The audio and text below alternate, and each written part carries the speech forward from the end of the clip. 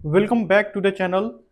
इस वीडियो में हम एक नया चैप्टर क्लास 11th का शुरू करने वाले हैं जिसका नाम है breathing and exchange of gases. Class 11th का ये मेरा फर्स्ट चैप्टर है जो मैं यूट्यूब पे या किसी भी प्लेटफॉर्म पे अगर ये वीडियो जा रहा है तो मैं पढ़ा रहा हूँ, ठीक है। तो आज का जो चैप्टर है उसका नाम है क्या, breathing and exchange of gases. Heading डाल लीजिए, breathing and exchange of gases.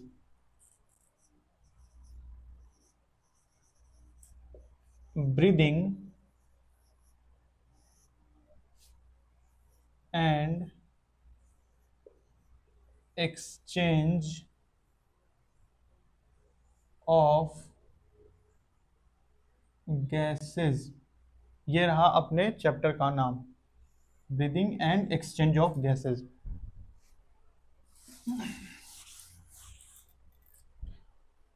तो ये अपना चैप्टर है और इस चैप्टर को हम लोग एकदम डिटेल में लो लेवल से एकदम स्टैंडर्ड लेवल तक जितना क्लास 11th में दिया हुआ है, एनसीईआरटी के साथ जितना भी कुछ दिया हुआ है, उन सभी चीजों को हम एक एक करके उन सभी के बारे में बात करेंगे और उसके प्रॉपर नोट्स को भी तैयार करेंगे और उस चैप्टर का एक कॉन्सेप्चुअल अंडरस्टैंडिंग डेवलप करेंगे ताकि हम इस चैप्टर को अच्छे तरीके से समझ पाए, ठीक है। अब देखिए यहाँ पे एक टर्म आ रहा है ब्रीदिंग। ब्रीदिंग का मतलब क्या होता है? ब्रीदिंग का मतलब होता है, ब्रीदिंग अगर इसको हम मान ले, ब्रीदिंग देखिए, ब्रीदिंग में दो चीजें होती हैं। ब्रीदिंग में सबसे पहले तो हम एक्सचेंज ऑफ गैसेस करते हैं, यानी कि सांस लेते हैं और सांस छोड़ते हैं। लेकिन ब्रीदिंग सिर्फ इतने को नहीं बोलते हैं। जब सांस हमारी अंदर जाती है उसके साथ O2 भी मिला हुआ होता है, ऑक्सीजन मिला हुआ होता है। वो ऑक्सीजन हमारे ब्लड के साथ मिलकर कहाँ जाता है? सेल्स के पास, और वहां पे सेलुलर रेस्पिरेशन शुरू हो जाता है। वहां पे क्या होता है? सेलुलर रेस्पिरेशन शुरू होता है। तो ये जो ब्रीदिंग है, ब्रीदिंग का तो सिर्फ इतना ही मतलब होता है, सांस लेना, इनटेक करना, इनहेल करना और एक्सेल करना। इनहेल करना, एक्सेल करना, इनहेल एक्सेल, इनहेल एक्सेल, यानी कि ब्रीदिंग का सिर्फ इतना ही मतलब होता है, इनहेल और एक्सेल। लेकिन इस चैप्टर में हम रेस्पिरेशन के बारे में भी पढ़ेंगे। ब्रीदिंग बहुत छोटा टर्म है, इसमें हम लोग रेस्पिरेशन के बारे में भी पढ़ेंगे। तो सबसे पहले इन टर्म्स को क्लियर कर लेते हैं। ब्रीदिंग सिंपल मीन्स,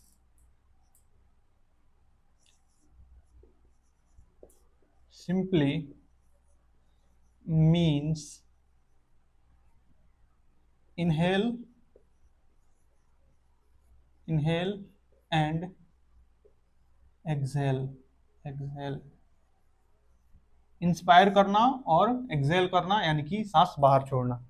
ब्रीदिंग का, इस टर्म का यही मतलब होता है, ब्रीदिंग टर्म का ये मतलब होता है। लेकिन अगर हम रेस्पिरेशन शब्द का मतलब देखें, रेस्पिरेशन शब्द का मतलब देखें, it is a broad term, it is a broad term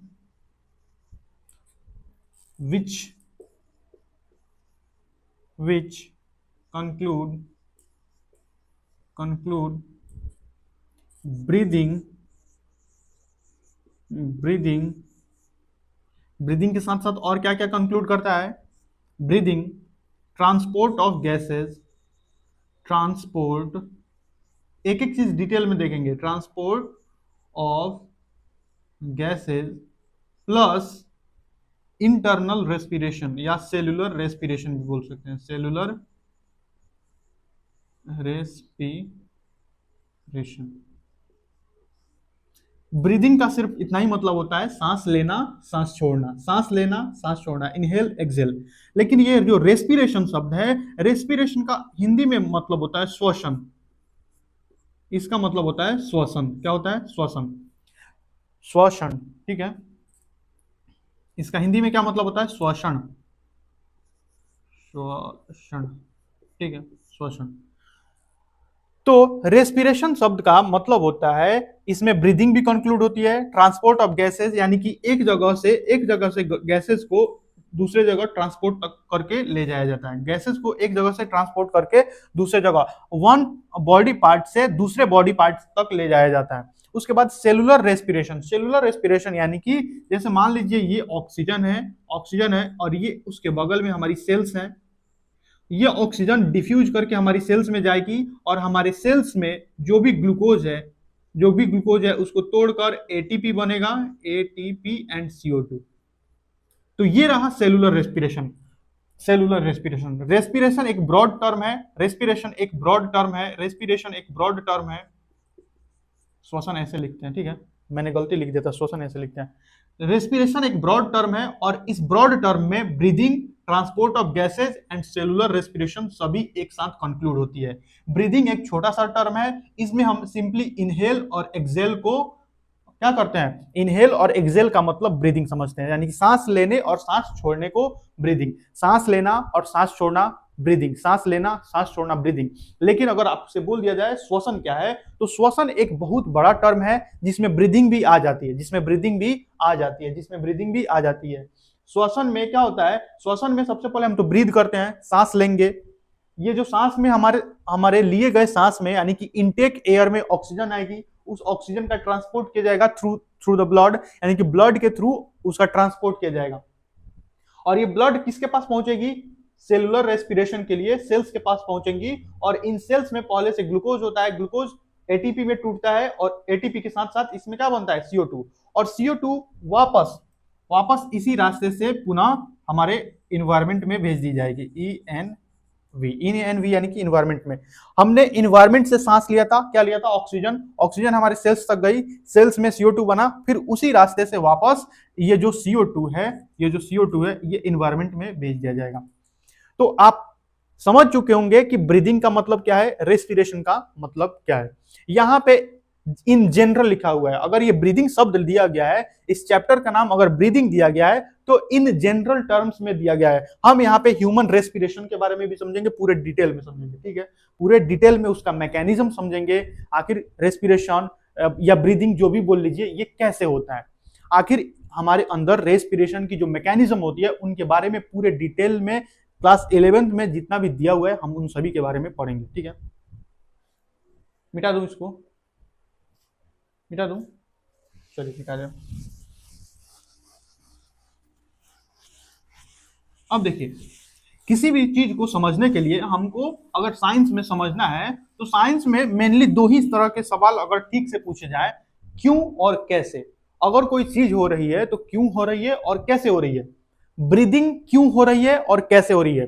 ये जो कैसे वाला पार्ट है, why and how, why and how, तो ये जो वाई एंड हाउ वाला, हाउ का जो आंसर है, अगर हम इन दोनों टर्म्स का आंसर कर पाए, इन दोनों क्वेश्चंस का आंसर कर पाए, तो हम किसी भी टॉपिक पर अपनी समझ विकसित कर सकते हैं।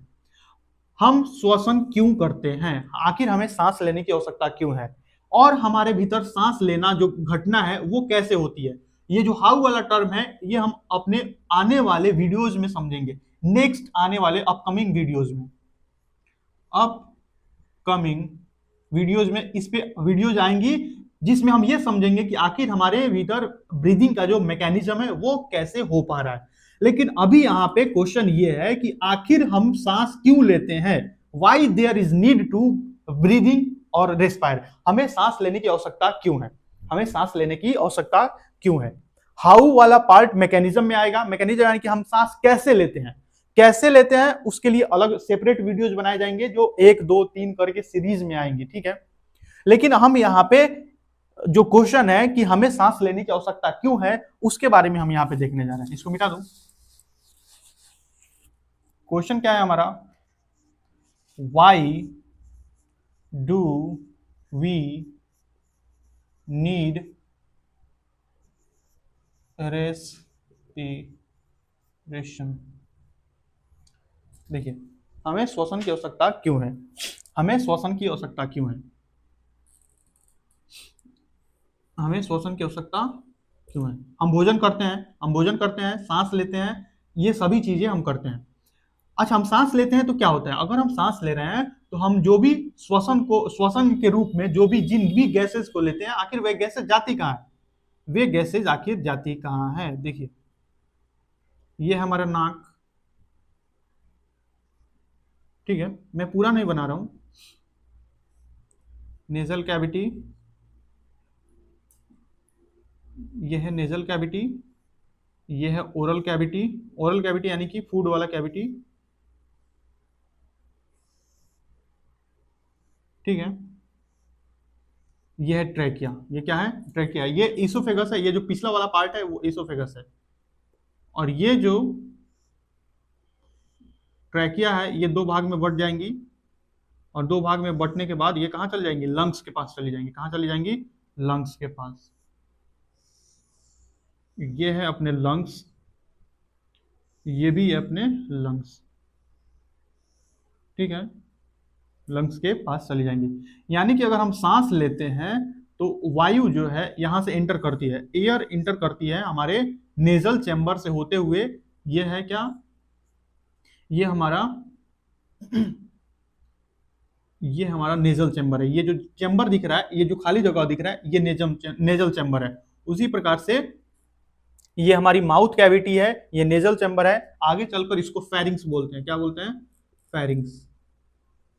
ये सारी चीजें आगे डिटेल में आगे। अभी देखिए अभी क्या हो रहा है, ये एयर यहां से आएगा ट्रैकिया से होते हुए, ट्रैकिया से होते हुए बोथ लंग्स में जाएगा, बोथ लंग्स में जाएगा। कहां जाएगा, दोनों लंग्स में जाएगा। कहां जाएगा, दोनों लंग्स में। यानी कि ऑक्सीजन यहां पे आ चुकी है। हम जानते हैं, देखिए अब यहां पे ये जो ट्रैकिया ट्रैकिया दो भाग में बटी थी, ये और बहुत पतली पतली ब्रांचेस में बढ़ जाएगी, बहुत पतली पतली ब्रांचेस में, बहुत पतली पतली और बहुत सारी पतली पतली ब्रांचेस में बढ़ जाएंगी। और अंतिम में जाके ये एल्वियोलाई तक जाके ये एंड करेगी। तो कुछ इस प्रकार से ये एल्वियोलाई में एंड करेगी, एल्वियोलाई के गुच्छों में एंड करेगी, ठीक है।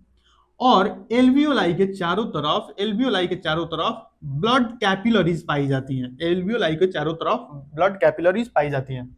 यानी कि एयर के साथ O2 यहां तक आया है, एयर के साथ O2 यहां तक, ये क्या है, एल्वियोलाई। एल्वियोलाई, ध्यान से देखिए, हमारे नाक से होते हुए यहां से एयर इंटर किया फेरिंग्स से होते हुए ट्रैकिया। ये क्या है, ट्रैकिया। ये सारे टर्म आगे आएंगे, इसीलिए मैं नहीं लिख रहा हूं, नहीं तो मैं पूरा लिख देता। अभी सिर्फ आप मैकेनिज्म क्यों हो रही है उस पर ध्यान दीजिए।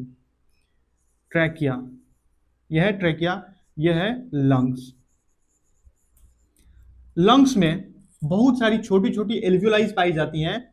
ये जितनी भी ऑक्सीजन जा रही है अंतिम में ये किसके पास जाएंगी, एल्वियोलाई के पास। ये क्या है, ये ब्लड कैपिलरीज है, ब्लड कैपिलरीज। अब क्या होगा, ये ऑक्सीजन यहां पे डिफ्यूज कर जाएगी, ये ऑक्सीजन यहां पे डिफ्यूज कर जाएगी। यानी कि हमने इनहेलेशन करते समय, हम सांस लेते समय जो भी ऑक्सीजन की मात्रा हमारे अंदर गई थी, अब वो कहां पे पहुंच चुकी है, अब वो डायरेक्ट ब्लड सर्कुलेशन में पहुंच चुकी है। अब वो कहां पहुंच चुकी है, ब्लड सर्कुलेशन में, यानी कि ब्लड कैपिलरीज में पहुंच गई है। अब वो कहां पहुंच गई है, ब्लड कैपिलरीज में, ब्लड कैपिलरीज में। और एक बात हम क्लास 10th पढ़ के आए हैं, अभी आप क्लास 11th में है, यानी कि क्लास 10th आपने पढ़ के आया है। तो हम जानते हैं कि हमारा ब्लड पूरे बॉडी में सर्कुलेट करता है। उसको सर्कुलेट कराने वाला ऑर्गन क्या है, ऑर्गन है हार्ट। हार्ट ब्लड को पंप करता है, और पंप करने के कारण ब्लड पूरे बॉडी में सर्कुलेट करता है। यानी कि अगर कोई चीज ब्लड में है तो वो पूरे बॉडी में सर्कुलेट करेगी कि नहीं करेगी, करेगी, बिल्कुल करेगी। अच्छा, उसके साथ ऑक्सीजन है तो ऑक्सीजन भी पूरे बॉडी में सर्कुलेट करेगा कि नहीं करेगा, करेगा, बिल्कुल करेगा। ऑक्सीजन प्रत्येक सेल्स तक पहुंचा दी जाएंगी, ऑक्सीजन प्रत्येक सेल्स तक पहुंचा दी जाएंगी। मान लीजिए ये ब्लड कैपिलरी आगे चलकर मान लीजिए ये कहां पे चल जाएंगी, ये मान लीजिए लीवर के पास जा रही हैं। किसके पास जा रही हैं, लीवर के पास। किसके पास जा रही हैं, लीवर के पास। और ये लीवर का एक सेल है, ये लीवर का क्या है, एक सेल है। हम यहाँ पे उदाहरण के तौर पर बना रहे हैं। यानी कि अगर मान लीजिए यहां से एक ब्लड कैपिलरी जा रही है, यहां से एक ब्लड कैपिलरी जा रही है, यहां से एक ब्लड कैपिलरी जा रही है, और इसमें क्या है, ऑक्सीजन है, तो ऑक्सीजन डिफ्यूज कर जाएगी, यानी कि यहां से निकलेगी और किसके अंदर चली जाएगी, लीवर सेल में चली जाएगी। लीवर सेल में कहां चली जाएगी, लीवर सेल में। समझ गए, हुआ क्या है, ऑक्सीजन अंदर गई है, ऑक्सीजन अंदर जाने के बाद ट्रैकिया से होते हुए एल्वियोलाई तक पहुंची है, और एल्वियोलाई के चारों तरफ ब्लड कैपिलरीज पाई जाती हैं। अब ये ऑक्सीजन डिफ्यूज करके ब्लड कैपिलरीज में चली गई है। और क्योंकि हम क्लास 10th पढ़ के आए हैं, इसलिए हम जानते हैं कि जो भी चीज ब्लड में गई है, हमारा ब्लड पूरे बॉडी में सर्कुलेट कर रहा है। तो ये हर ऑर्गन के पास, हर टिश्यू के पास, जितनी भी चीजें हैं उन सभी के पास जाएगा। और एक बात हमारा जो ब्लड है वो कभी भी वेसल्स से बाहर नहीं आता है, यानी कि नसों से बाहर नहीं आता है। ऐसा नहीं होगा कि इसमें से ब्लड निकल के और यहाँ पे डायरेक्ट यहाँ पे आ गया, नहीं, ऐसा नहीं होता है। हमारे अंदर जो ब्लड है वो हमेशा नसों में बहता है। कहाँ बहता है? नसों में। अगर ब्लड से किसी चीज को आदान प्रदान करना है तो ब्लड बहुत पतली पतली कैपिलरीज में, किसमें? कैपिलरीज में डिवाइड है। मान लीजिए ये एक मोटी धमनी है, धमनी आर्टरी, धमनी यानी कि आर्टरी, धमनी यानी कि आर्टरी, कुछ भी मोटी सी ब्लड की कैपिलरी है, ये बहुत ही पतली पतली फाइन कैपिलरीज में डिवाइड हो जाती है। ये बहुत पतली पतली फाइन कैपिलरीज में। अगर इन कैपिलरीज को जूम करके देखें, अगर हम इनको जूम करके देखें तो ये कुछ इस प्रकार से हमको दिखाई पड़ेंगी। ये हमको कुछ इस प्रकार से दिखाई पड़ेंगी। अगर हम इन कैपिलरीज को जूम करके देखें तो कुछ इस प्रकार से दिखाई पड़ेंगी। हम क्लियरली देख पा रहे हैं कि यहाँ पे छोटा सा पोर दिख रहा है और इसी पोर से ऑक्सीजन लीक आउट करेगी, या कुछ प्लाज्मा भी लीक आउट कर जाती है और ये ऑक्सीजन किसी भी सेल्स में अदर सेल्स के पास चली जाएंगी, अदर सेल्स।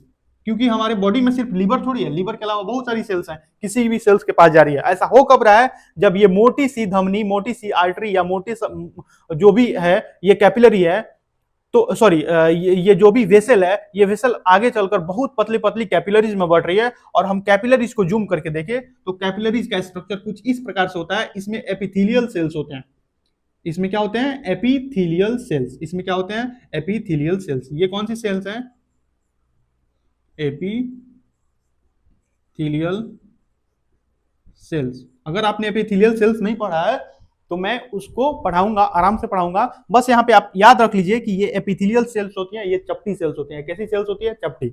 और आप देख पा रहे हैं कि दो एपिथेलियल सेल्स के बीच में कुछ खाली जगह है जिससे ऑक्सीजन लीक कर रहा है, डिफ्यूज कर रहा है, और डिफ्यूज करके ये ऑक्सीजन किसी भी सेल्स के अंदर जा रहा है।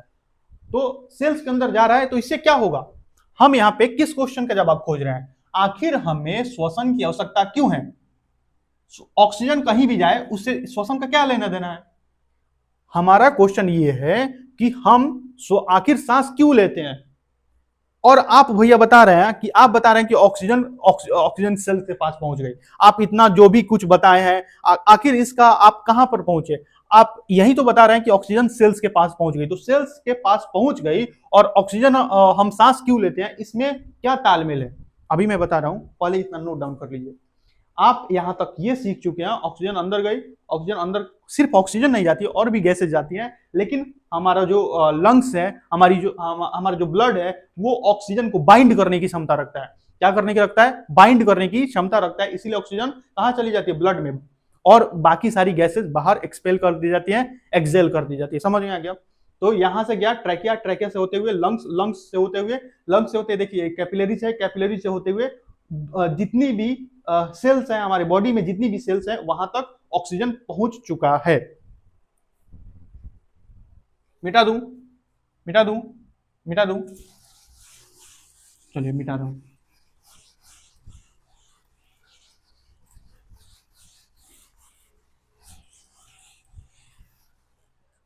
हम यहाँ पे रिजल्ट लिख रहे हैं, यहाँ पे छोटा सा रिजल्ट लिख रहे हैं। ऑक्सीजन सेल्स तक पहुंच चुका है, इतना हमने समझ लिया है। अब देखिए, ये था नेजल चेंबर, ये क्या था? ये हमारा क्या था?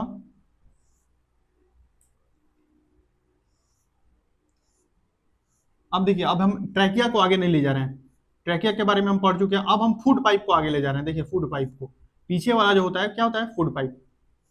फूड पाइप यानी कि ईसोफेगस।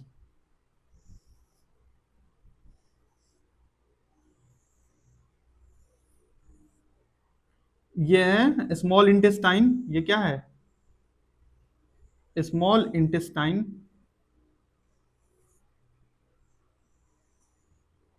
स्मॉल इंटेस्टाइन, ठीक है। उसके बाद ये लार्ज इंटेस्टाइन, ये है क्या? Large intestine.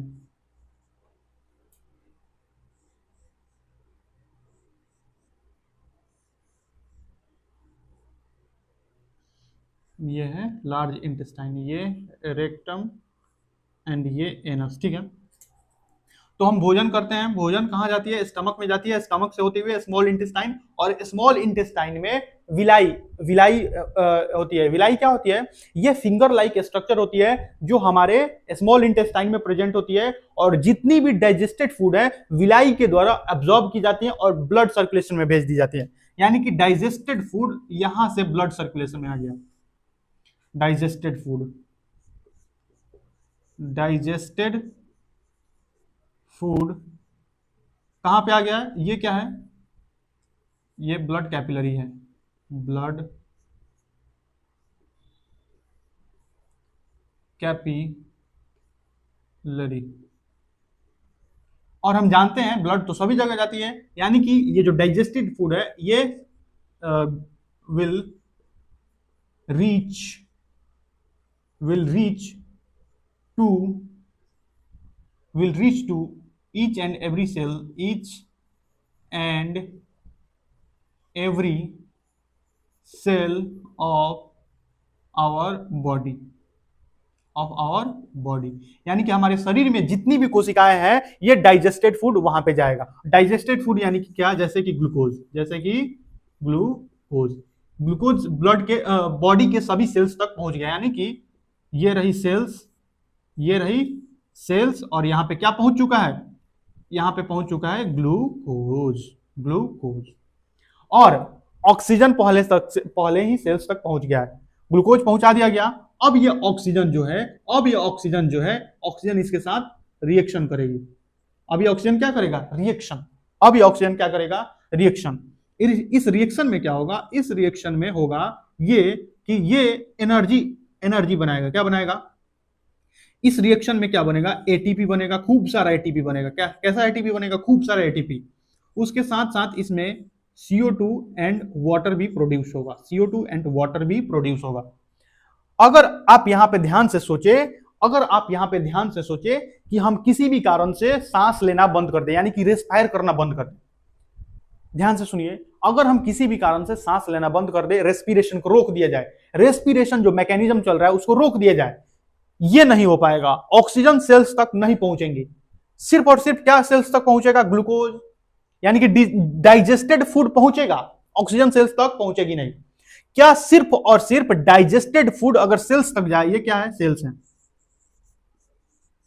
सिर्फ और सिर्फ डाइजेस्टेड फूड अगर सेल्स तक जाए, ऑक्सीजन नहीं जाए, तो क्या ये रिएक्शन आगे की तरफ होगी, क्या हमारे बॉडी में एटीपी बनेगा, क्या हमारे बॉडी में अगर एटीपी नहीं बनेगा तो हम जीवित रह पाएंगे, नहीं रह पाएंगे। इसीलिए रेस्पिरेशन हमारे लिए जरूरी है। रेस्पिरेशन से हम लिए गए भोजन को तोड़ते हैं, और उस भोजन को तोड़कर हम उसमें से क्या गेन करते हैं, हम उसमें से गेन करते हैं एनर्जी गेन करते हैं। किस रूप में, एटीपी के रूप में एनर्जी गेन करते हैं। तो मुझे ऐसा लगता है कि आपको एकदम क्लियरली समझ में आ गया होगा why do any organism need respiration, क्यों हम रेस्पायर क्यों करते हैं।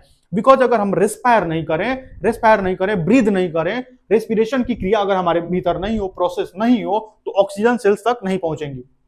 Oxygen will not reach in the cell, यानी कि ऑक्सीजन सेल्स तक नहीं जाएंगी, और नहीं जाएंगी तो क्या होगा, जो भी डाइजेस्टेड फूड है विल नॉट बी क्या मेटाबोलाइज, यानी कि जो डाइजेस्टेड फूड है इसका आगे मेटाबॉलिज्म जो भी क्या बोलते हैं, मेटाबॉलिज्म नहीं होगा, और मेटाबॉलिज्म नहीं होगा तो ये डाइजेस्टेड फूड आगे चलकर एटीपी में, यानी कि एनर्जी में नहीं टूटेगा, और एनर्जी में नहीं टूटेगा जो भी ऑर्गेनिज्म है वो ऑर्गेनिज्म मर जाएगा। समझ में आ गया, मैं मिटा दूं इसको, मिटा दूं।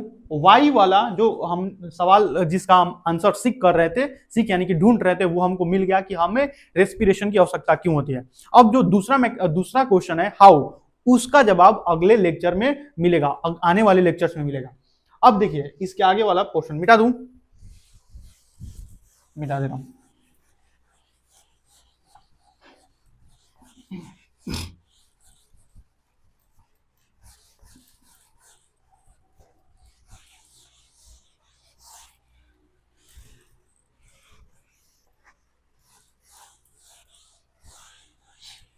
चलिए यहां तक हो गया, हमें रेस्पिरेशन की आवश्यकता क्यों होती है।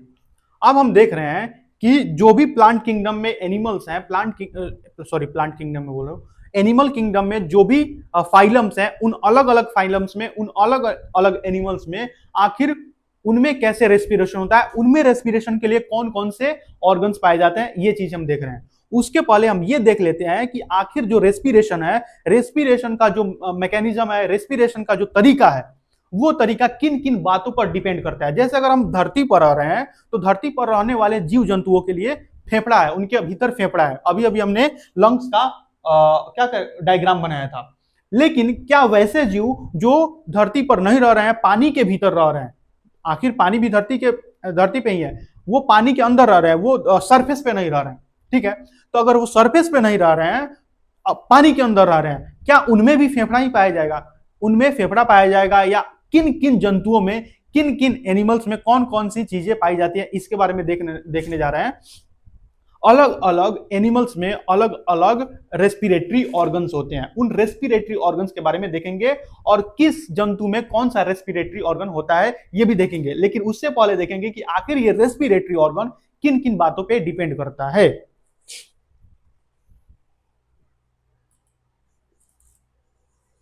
रेस्पिरेटरी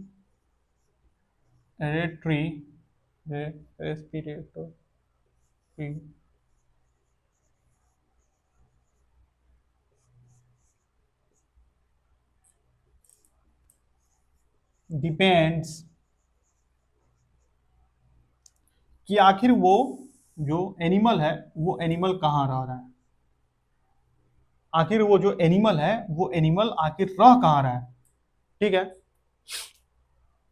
सबसे पहले तो हैबिटेट पे डिपेंड करेगा, हैबिटेट, हैबिटेट यानी कि आवास। दूसरा उसके बॉडी का स्ट्रक्चर, उसके बॉडी का स्ट्रक्चर है कैसा, body organisation, body organisation. Body organisation का मतलब क्या हुआ, ये जो रेस्पिरेटरी ऑर्गन है ये किन किन बातों पे डिपेंड करेगा, ये मुख्य रूप से ये मेनली दो चीजों पे डिपेंड करता है। सबसे पहला तो हैबिटेट, हैबिटेट का मतलब होता है आवास। हैबिटेट को अगर हम सिर्फ हिंदी में बोलें तो हैबिटेट का मतलब होता है आवास। आवास यानी कि वो जीव आखिर किन परिस्थितियों में, किन वातावरण में रह रहा है, उसको हम बोलते हैं हैबिटेट। ऑर्गेनाइजेशन का मतलब होता है, बॉडी ऑर्गेनाइजेशन का मतलब होता है कि उस ऑर्गेनिज्म का जो बॉडी है, क्या वो सेल्स से बना हुआ है, सेल्स के ग्रुप जो आपस में एक साथ मिलकर काम कर रहे हैं, टिश्यू से बना हुआ है, या टिश्यू आपस में मिलकर एक साथ काम कर रहे हैं, ऑर्गन से बना हुआ है, या बहुत सारे ऑर्गन एक साथ मिलकर काम कर रहे हैं, ऑर्गन सिस्टम।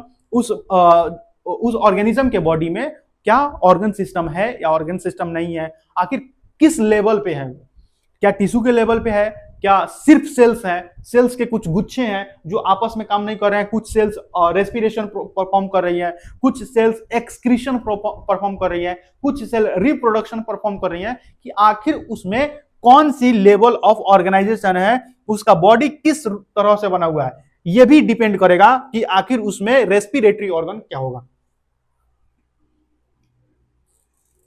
हैबिटेट, हैबिटेट कहां कहां हो सकता है, या तो क्या होगा, एक्वेटिक होगा,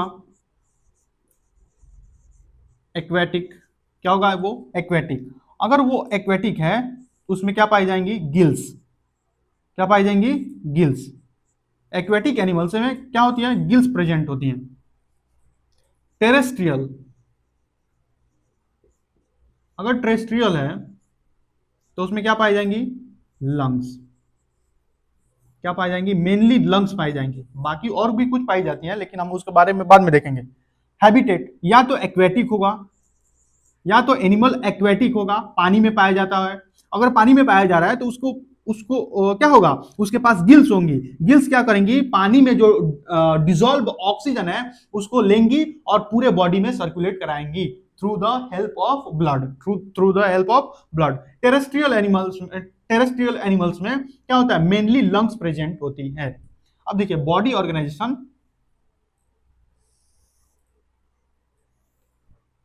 यहां पे कितने तरह की बॉडी ऑर्गेनाइजेशन है, cellular, cellular level, tissue level, tissue level, organ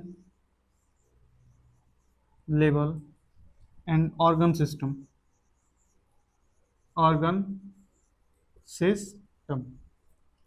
cellular level में सिर्फ और सिर्फ सेलुलर एग्रीगेट्स यानी कि सेल के कुछ गुच्छे पाए जाते हैं, वो आपस में इतने भी अरेंज नहीं होते हैं, वो आपस में इतने भी अरेंज्ड नहीं होते हैं कि उनको टिश्यू बोला जा सके। सिर्फ कुछ सेल्स के गुच्छे होते हैं, वो अलग अलग काम को परफॉर्म करते हैं एक एनिमल में। जैसे इसका एग्जांपल है पॉरीफेरा। पॉरीफेरा यहां पे टिश्यू फॉर्म हो जाती है, जैसे जैसे धीरे धीरे ग्रोथ होगा, जैसे जैसे एवोल्यूशन होगा, जैसे जैसे इनमें विकास होगा, तो सेल के बाद टिश्यू आएंगे। और टिश्यू लेवल पे कौन कौन होते हैं? सिलेंट्रेटा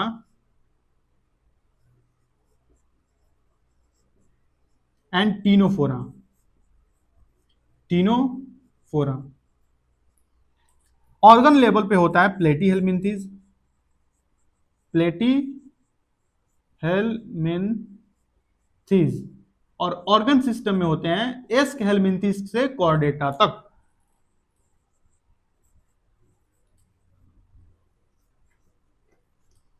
यहां से लेकर कहां तक? कॉर्डेटा तक। यहां से लेकर कॉर्डेटा तक। आप पहले ये बताइए कि क्या आपको इन सभी के नाम याद है ना? Porifera, Coelenterata, Platyhelminthes, Aschelminthes, Annelida, Arthropoda, Mollusca, Echinodermata, Hemichordata, Chordata. क्या इन सभी के नाम याद है? अगर नहीं याद है तो मैं अभी अभी ही लिखा दे रहा हूं ताकि आपको दिक्कत नहीं हो। सेलुलर लेवल का मतलब होता है कि कुछ सेल्स हैं, मान लीजिए ये बॉडी है, ये अलग सेल है, ये अलग सेल है, ये कुछ और परफॉर्म कर रहा है। मान लीजिए ये क्या कर रहा है? ये एक्सक्रीशन कर रहा है, एक्सक्रीशन। मान लीजिए ये रेस्पिरेशन कर रहा है, ऐसा ही हो रहा है। यानी कि कोई भी सेल आपस में मिलकर काम नहीं कर रहा है। दो चार पांच 1000 सेल मिलकर आपस में काम नहीं कर रहे हैं, हर सेल अलग अलग अपना अपना काम कर रहा है। सेलुलर एग्रीगेट्स यानी कि सेल के कुछ गुच्छे हैं, वो अपना अपना अलग अलग काम कर रहे हैं। टिश्यू लेवल पे क्या होता है? मान लीजिए ये एनिमल है, तो कुछ सेल्स मिलकर यहाँ पे एक टिश्यू बना लेंगे, ये टिश्यू अलग काम कर रहा है। कुछ सेल्स मिलकर यहाँ पे एक टिश्यू बना लेंगे, मान लीजिए अलग काम कर रहा है। उसी प्रकार से कुछ यहाँ पे अपना अलग काम कर रहा है, ये रेस्पिरेशन कर रहा है, ये एक्सक्रीशन कर रहा है, ये रिप्रोडक्शन कर रहा है। यानी कि अब एनिमल इतना विकसित हो गया है, इतना डेवलप हो गया है, इसके पास टिश्यू तो है, और टिश्यू अलग अलग काम को परफॉर्म कर रहा है, लेकिन अभी भी ऑर्गन का फॉर्मेशन नहीं हुआ है। यहाँ पे जो भी एनिमल है उसके पास ऑर्गन आ जाते हैं, लेकिन एक या एक से अधिक ऑर्गन एक साथ मिलकर काम नहीं कर रहे होते हैं। कोई खास ऑर्गन है तो वो अपना काम अकेला ही कर रहा है। अच्छा, हमारे भीतर क्या होता है? हमारे भीतर सिर्फ एक डाइजेशन को करने के लिए हमारे पास माउथ है, इसोफेगस है, स्टमक है, स्मॉल इंटेस्टाइन है, उसके बाद लार्ज इंटेस्टाइन है, रेक्टम है, बहुत सारी ऑर्गन्स एक साथ मिलकर काम कर रही हैं। लीवर है, उसके बाद पैनक्रियाज है, सलाइवरी ग्लैंड्स है। आप सोचिए सिर्फ एक काम, उस काम का नाम क्या है? डाइजेशन। डाइजेशन को करने के लिए इतने सारे ऑर्गन एक साथ मिलकर काम कर रहे हैं, लेकिन इसमें ऐसा नहीं होता होगा। इसमें जो ऑर्गन दिया गया है वो एक काम को पूरा कर, जैसे डाइजेशन है, डाइजेशन के लिए इसके पास जो भी ऑर्गन होगा, डाइजेस्टिव जो भी ऑर्गन होगा, वो पूरे के पूरे डाइजेशन को अकेले करेगा।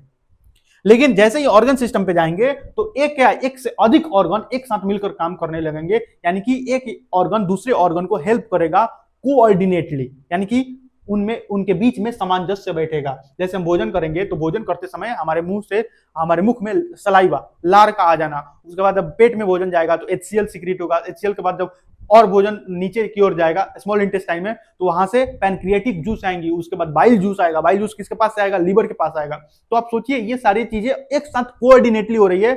लीवर को मालूम चल रहा है कि भोजन आया है, तो उसको पचाने के लिए हमको बाइल जूस भी भेजना पड़ेगा।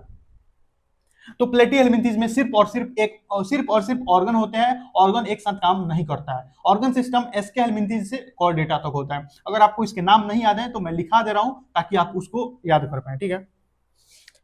यानी कि रेस्पिरेटरी ऑर्गन डिपेंड करता है कि ऑर्गेनिज्म, जो भी ऑर्गेनिज्म है वो कहां पाया जाता है, उसका हैबिटेट कहां है। और हैबिटेट के अलावा वो दूसरे चीज पे डिपेंड करता है कि उस ऑर्गेनिज्म में ऑर्गेनाइजेशन, उसका बॉडी ऑर्गेनाइजेशन क्या है, आखिर सेलुलर लेवल पे है, टिश्यू लेवल पे है, ऑर्गन लेवल पे है, या ऑर्गन सिस्टम लेवल पे है।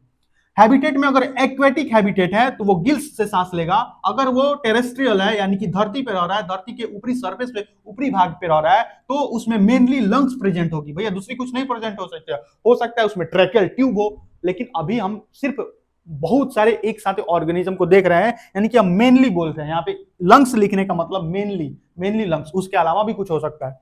उसके बाद बॉडी ऑर्गेनाइजेशन को देख रहे हैं। अच्छा, अब हम देख रहे हैं कि इनमें कैसे कैसे रेस्पिरेशन होगा। ठीक है, इनमें कैसे कैसे रेस्पिरेशन होगा, और इसको नोट डाउन कर लीजिए, मैं हट जा रहा हूं।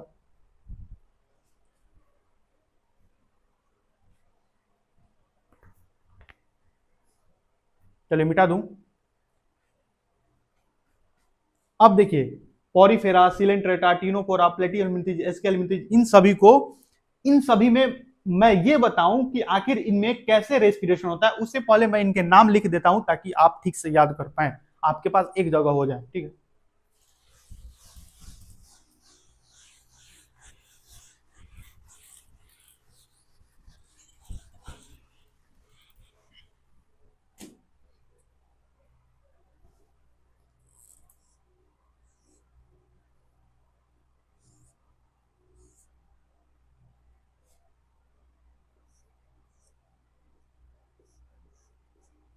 जैसे जैसे लिख रहा हूं वैसे ही लिखिए।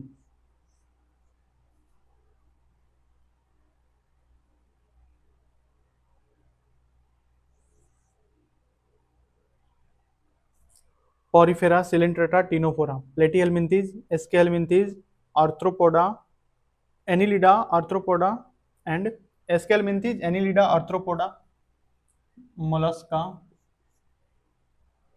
Echinodermata, Hemichordata and Chordata. P से यहां पे P stands for Porifera, Porifera. C stands for Coelenterata.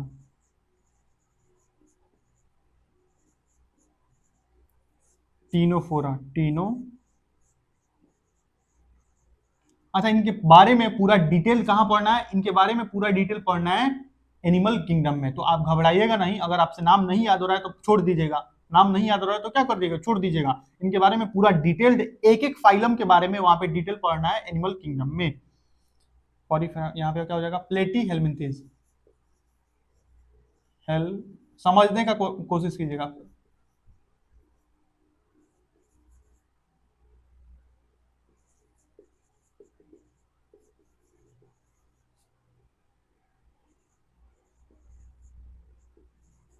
Annelida, Arthropoda, Mollusca, Echinodermata, Hemichordata,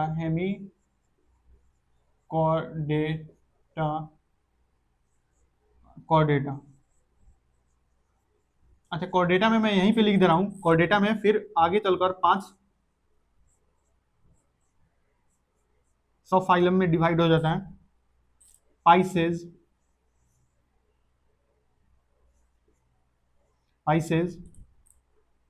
क्या होता है, एम्फीबिया, एम्फीबिया, रेप्टिलिया, रेप्टिलिया, उसके बाद abs and mammals, and last mammals.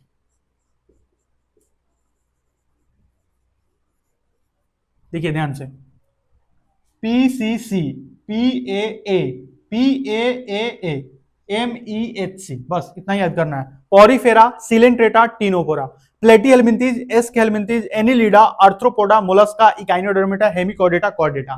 Chordata को आगे चलकर सब 5 सब फाइलम्स में बांट दिया गया, Pisces, amphibia, reptilia, apps, Mammalia. अब देखिए, ये जो चार फाइलम्स दिख रहे हैं आपको, ये जो 4 फाइलम्स आपको दिख रहे हैं, ये कैसे सांस लेते हैं, यहां पे समझ लीजिए, ये डायरेक्टली बॉडी सरफेस के थ्रू सांस लेते हैं। बॉडी सरफेस, बॉडी सरफेस का मतलब क्या है, मान लीजिए ये कोई ऑर्गेनिज्म है, ये उसका बॉडी सरफेस है। बॉडी सरफेस यानी कि उसके शरीर की ऊपरी सतह, बॉडी सरफेस। बॉडी सरफेस से कैसे सांस लेते हैं? मान लीजिए यहाँ पे पानी है, यहाँ पे पानी है, हवा कुछ भी हो सकता है, तो उसके साथ जो डिजोल्व ऑक्सीजन है ये डायरेक्ट इनके अंदर डिफ्यूजन की क्रिया के द्वारा, यानी कि अगर ऑक्सीजन यहाँ पे ज्यादा है तो ज्यादा से कम की ओर ये डिफ्यूज कर जाएगा, विसरण की क्रिया द्वारा ये डिफ्यूज कर जाएगा ऑक्सीजन अंदर। और उसके बाद यहाँ पे इनके सेल्स के अंदर जो भी क्रिया होती है, जैसे ग्लूकोज प्लस ऑक्सीजन, वो सारी क्रिया होगी, और उसके बाद जो कार्बन डाइऑक्साइड बनेगा वो कार्बन डाइऑक्साइड बाहर कर दिया जाएगा।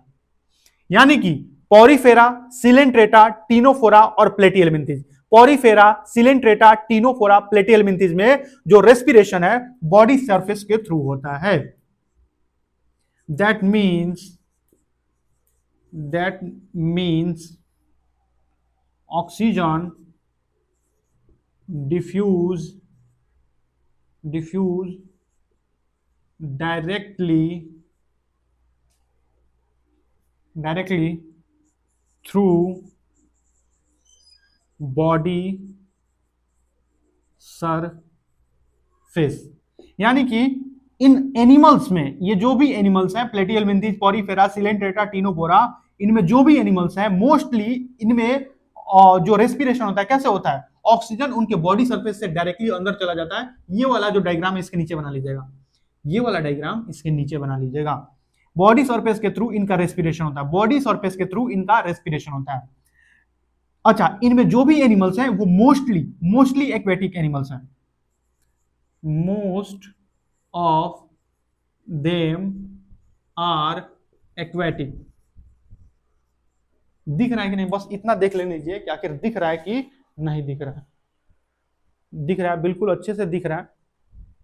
यानी कि ये जो भी एनिमल्स हैं, पॉरीफेरा, सिलेंट्रेटा, टीनोफोरा, प्लेटिहेल्मिन्थेस, ये मेनली एक्वेटिक हैं। एक्वेटिक यानी कि जलीय जीव हैं। जलीय जीव जल में रहते हैं और जल में ऑक्सीजन घुला हुआ हो सकता है, और ये जो ऑक्सीजन है उनके बॉडी सरफेस के थ्रू, मान लीजिए ये मेरा बॉडी सरफेस मान लीजिएगा है, ये जो स्किन है मेरा बॉडी सरफेस है, और मैं अगर इनमें से कोई एनिमल रहा होता तो ये ऑक्सीजन मेरे बॉडी सरफेस के थ्रू डायरेक्टली डिसॉल्व कर जाता, डिफ्यूज कर जाता। ये जो सरफेस है, ये बॉडी का जो आउटर सरफेस है, ऑक्सीजन बाहर से अंदर की ओर डिफ्यूज कर जाता। उसी प्रकार से जब ग्लूकोज और ऑक्सीजन मिलकर कार्बन डाइऑक्साइड और एनर्जी का निर्माण करते हैं तो कार्बन डाइऑक्साइड उसी प्रकार से बाहर डिफ्यूज आउट कर जाता। तो आप इन चारों का क्या समझ गए? इन चारों का ब्रीदिंग समझ गए कि आखिर इनमें ब्रीदिंग के लिए कौन सा ऑर्गन है? Body surface. अगर कोई पूछ दे कि प्लेटिहेल्मिन्थेस में ब्रीदिंग कैसे होता है, तो बॉडी सरफेस के थ्रू डिफ्यूजन के थ्रू उनका जो रेस्पिरेशन ब्रीदिंग है ये परफॉर्म किया जाता है। अब हम इनके बारे में भी देखेंगे। तो क्या आपको उन चारों का समझ में आ गया? Porifera, Coelenterata, Ctenophora, Platyhelminthes, Aschelminthes, Annelida, Arthropoda, Mollusca, Echinodermata, Hemichordata, Chordata. Porifera, Coelenterata, Ctenophora, Platyhelminthes, Aschelminthes, Annelida, Arthropoda, Mollusca, Echinodermata, Hemichordata, Chordata. फिर 5 सब फाइलम्स में बढ़ गया, Pisces, Amphibia, Reptilia, Aves and mammals.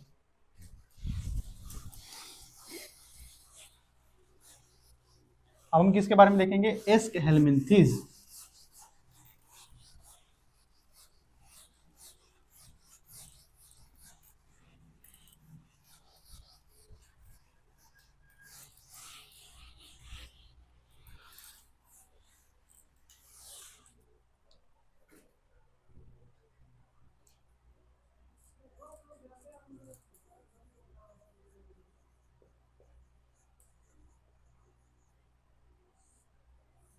एस्केहेल्मिन्थेस पहले नोट डाउन कर लीजिए इसको, एक सेकेंड। ओके, देखिए एस्केहेल्मिन्थेस, दे इनमें भी कुछ खास नहीं होता है। दे ऑल्सो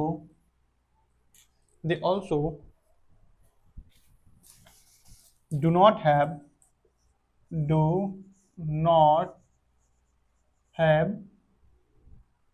a specialized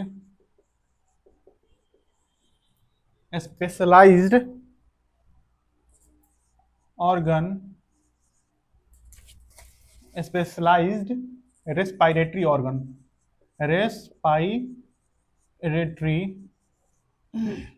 इनके पास भी कुछ खास स्पेशलाइज्ड ऑर्गन नहीं होता है। They also